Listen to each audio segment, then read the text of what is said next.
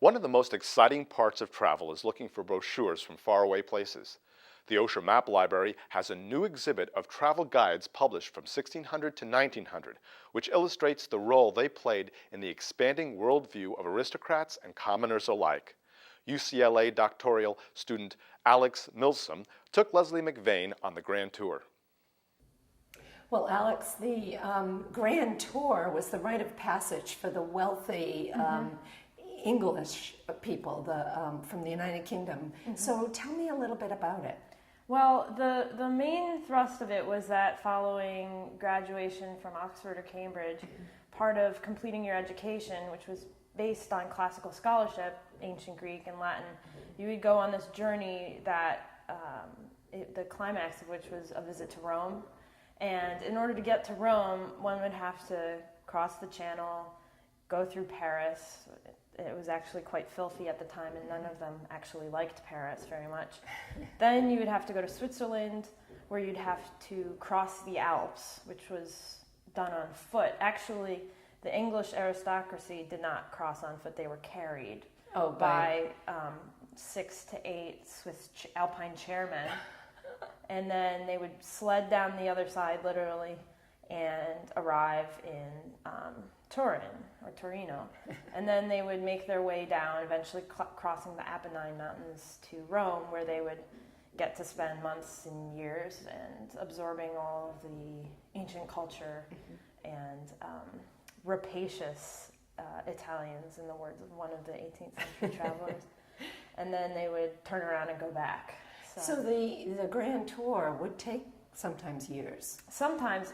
One 18th century traveler, Lady Mary Wortley Montagu, insisted that only a year minimum would do in Rome in order to really appreciate it. But that was probably longer than most could spend there, but at least a month or two in Rome.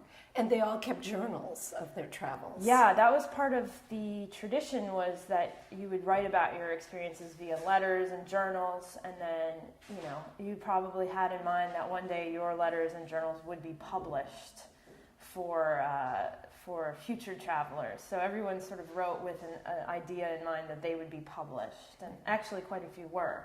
So we have a lot of information about their trip. This is sort of the central focus of the collection, which is this man named Thomas Coriat. They actually have his text here. It's called Coriat's Crudities. He was sort of a court jester in the early 17th century, and he was a very silly, goofy man who often poked a lot of fun out of himself. And this frontispiece, you can just see already that this is the sort of tone of the text. Here we have a German vomiting on him. That's what that is. We think of like olden times and we think they were very formal, but in fact it was quite crude and familiar. And here he is. Yeah, exactly. And here he is. It's explained here, but this is a rabbi threatening to circumcise him after he had some sort of sexual escapades. And perhaps this was a courtesan that he had an affair with.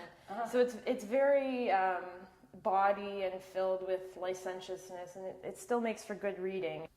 Now, Alex, here's a map of London. Now, there are people who couldn't leave the country to travel, do the Grand Tour. So what did they do?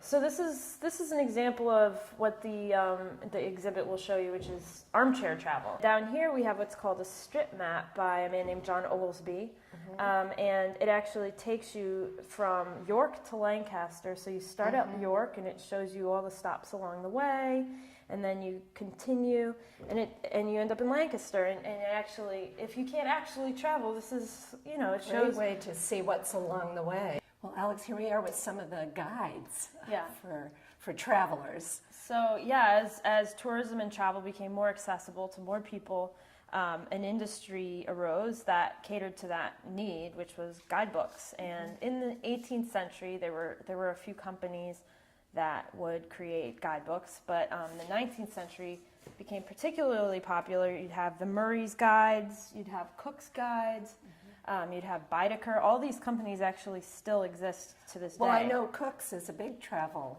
place in London. Yeah, and they're still like I've used them before. a tourist sort of destination.